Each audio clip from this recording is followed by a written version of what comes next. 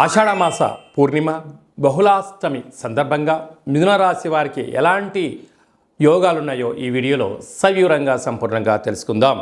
మిథున రాశిలో ఏ నక్షత్రాలు వస్తాయనగా మృగశిర నక్షత్రంలోని 3వ పాదము 4వ పాదము, ఆర్ద్ర నక్షత్రంలోని 4 పాదాలు, పునర్వసు నక్షత్రంలోని 1, 2, 3 పాదము కలిపితే మిథున రాశి.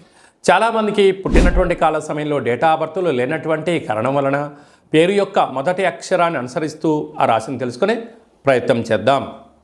కా, కీ, కు, ఖం, అజ్ఞ, చ, కే, కో, హ అక్షరాల వారందరూ కూడా మిథున రాశి జాతకులే. మిథున రాశి యొక్క అధిపతి బుధ భగవానుడు. ఈ ఆషాఢమాస పూర్ణిమ అలాగనే అష్టమి సందర్భంగా కాళభైరవ స్వామి వారికి గుమ్మడికాయలో కూష్మాండ దీపాన్ని ఏర్పాటు చేసుకోవడం వలన విపరీతమైనటువంటి వ్యాపార ఆకర్షణ, ధన ఆకర్షణ, శక్తి ఆకర్షణ అని చెప్పి గమనించగలగాలి.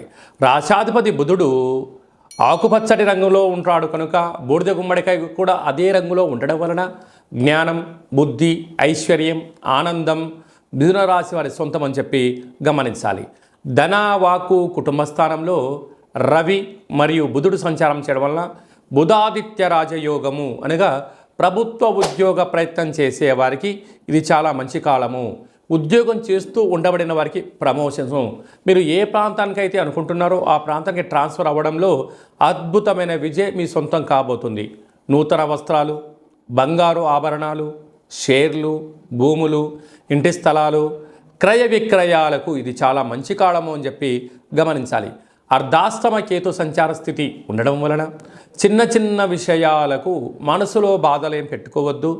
కాలం అనేటువంటిది ఎప్పుడు ఒకే రీతిలో ఉండదు. ఎవరి జీవితంలో ఎప్పుడు అమావాస్య ఉండదు, ఎవరి జీవితంలో ఎప్పుడు పూర్ణిమ ఉండదు అనే 2 విషయాలను మీరు గుర్తు పెట్టుకోగలిగితే ప్రతిదానిని కూడా పాజిటివ్గా తీసుకోవడం, సక్సెస్మెంట్కు స్వాగతం పలకడానికి మిథున రాశి జాతకులు ముందు వరుసలో ఉంటారు అని చెప్పి గమనించాలి. భాగ్యస్థానంలో శని భగవానుడు వక్రగమన స్వక్షేత్రంలో ఉండడం వలన భార్యాభర్తల మధ్య అన్యూన్యత, పెట్టుబడులు, ఆలోచనలు, సమాజంలో కీర్తి, ప్రతిష్టలు మీ సొంతం కాబోతున్నాయి.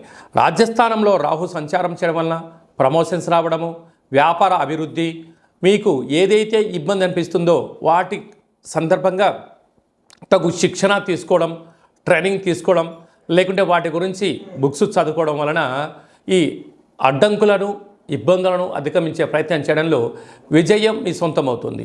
వ్యయంలో కుజ భగవానుడు సంచారం చేయడం, వ్యయంలో గురు సంచార స్థితి ఉండడం వలన వీలైనంత వరకు ఖర్చులు తగ్గించుకునే ప్రయత్నం చేయగలగాలి.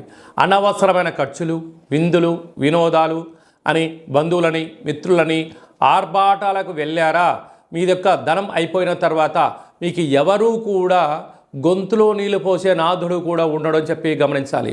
అయితే మన పెద్దవాళ్ళు చెప్తుంటారు, దీపం ఉండగానే ఇల్లు చక్క పెట్టుకోవాలి, ధనం ఉన్నప్పుడే కాపాడుకోవాలి, విందులని, వినోదాలని, వ్యసనాలకు గురి కాకుండా చూసుకునే మానవ ప్రయత్నం మీరు చేయగలిగితే మీకన్నా అదృష్టవంతులు లేరు అని చెప్పి గమనించాలి.